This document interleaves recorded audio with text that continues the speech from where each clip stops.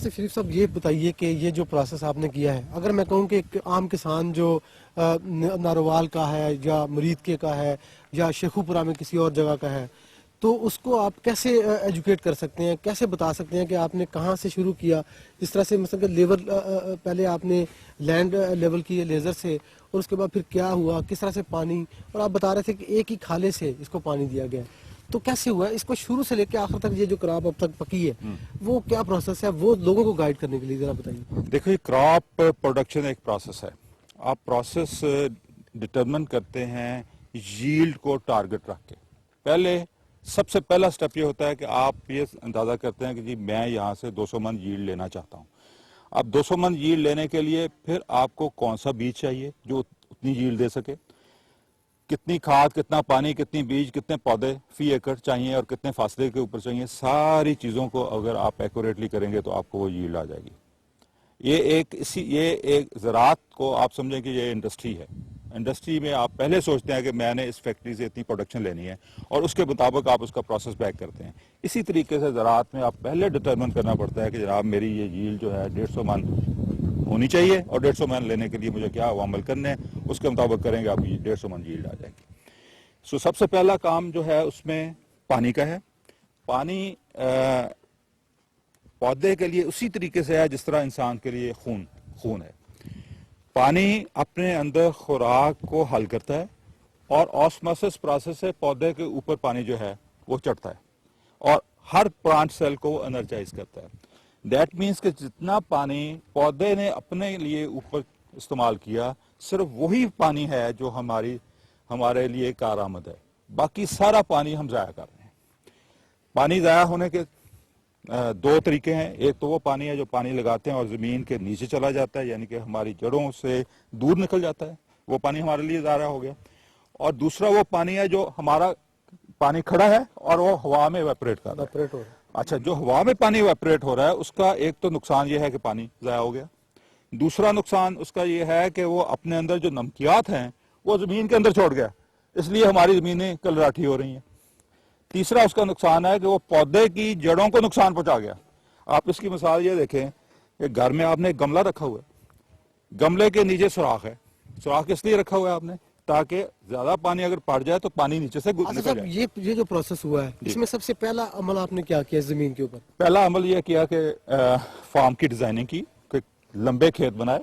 یہ جو کھیت ہے یہ 10 ایکڑ لمبا ہے، یعنی کہ 2000 فٹ لمبا ہے، اور اس کا ایک ہی طرف کھالا ہے، ایک ہی طرف سے لمبائی میں پانی جا رہا ہے، اور اس کے درمیان میں ٹیڑھی کوئی واٹ، کوئی کھالا، کوئی بندہ نہیں ہے۔ اس سے بے شمار ہماری زمین سیونگ ہوئی، لینڈ کی سیونگ ہوئی۔ دوسرا پروسیس تھا کہ پنیری جو تھی ہم نے وہ 10 دن پرانی لگائی، یعنی کہ نارملی 6 ہفتے کی پنیری کو کھیت میں ٹرانسپلانٹ کیا جاتا ہے، ہم نے 10 دن کی پنیری کو ٹرانسپلانٹ کیا، جس سے فائدہ ہوا کہ وہ بوٹا زیادہ مارتی ہے، اس سے ٹلرنگ زیادہ ہوتی ہے، اس میں وگر زیادہ ہوتا ہے۔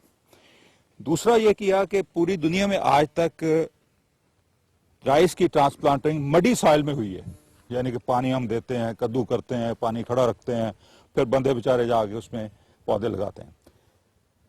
دنیا میں پہلی دفعہ ہم نے یہ کیا کہ ہم نے کہا جی کہ ہم اس کو ڈرائی سائل میں ٹرانسپلانٹ کریں گے۔ ہم نے مشین ایجاد کی جو پہلی دفعہ ہوئی، جس نے خشک زمین میں پودوں کو لگایا، اور اس کے بعد 5 پودے لگانے کے بعد پھر ہم نے اس کو پانی دیا۔ اچھا، پانی دینے کے بعد پھر اس کی گوڈی کی اور اس کے باقی سارے پروسیس جو ہے اس کے لیے مشینیں ایجاد ہوئی۔ نہیں، یہ ساری مشینیں جو ہیں یہ آپ نے خود یہاں یعنی پاکستان میں بنی ہیں یا باہر سے کہیں سے لائے ہیں؟ یہ ساری مشینیں پاکستان میں بنی ہیں اور ہم نے خود ڈیزائن کی ہیں، اور کسی سے کوئی ڈیزائن چوری نہیں کیا اور کسی سے کوئی آئیڈیاز بھی نہیں لیے۔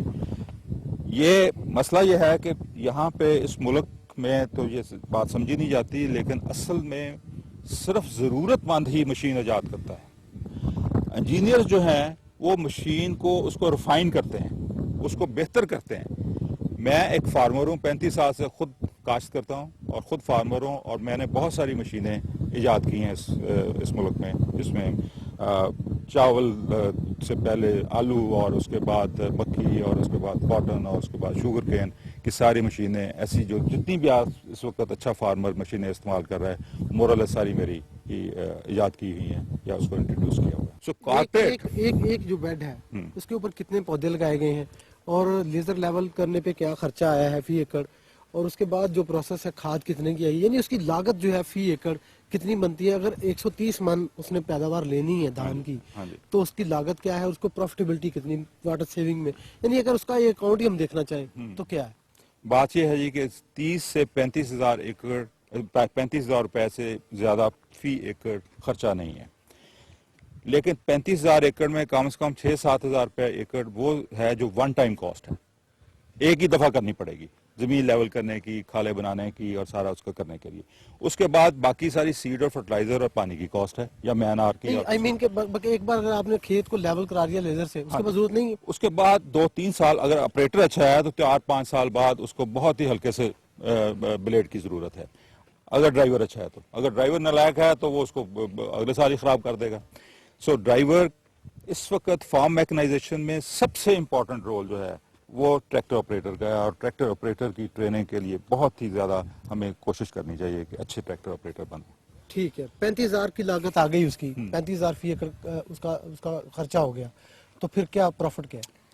پروفٹ دیکھ لیجیے آپ, اگر 130 من 600 روپے من بھی لگائیں آپ تو 60,000 ایک ہو گیا اور 90,000 روپے آپ کا آ گیا, یعنی کہ ایک 100 دن کی فصل میں آپ نے 35,000 لگا کے تقریباً 1 لاکھ روپے کما لیا.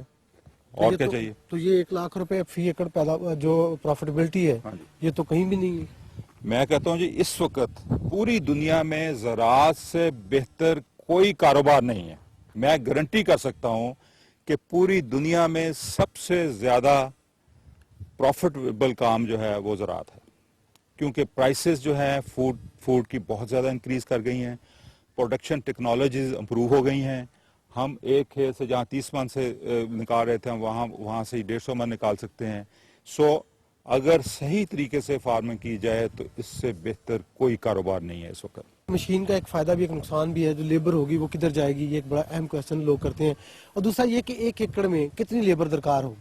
دیکھیے جی لیبر تو پہلے رہی نہیں ہے. بات یہ ہے کہ فارمر کی جو اس وقت انکم کی سچویشن ہے اس میں زیادہ سے زیادہ 150 روپیہ پر ڈے سے زیادہ پے نہیں کر سکتا فارمر.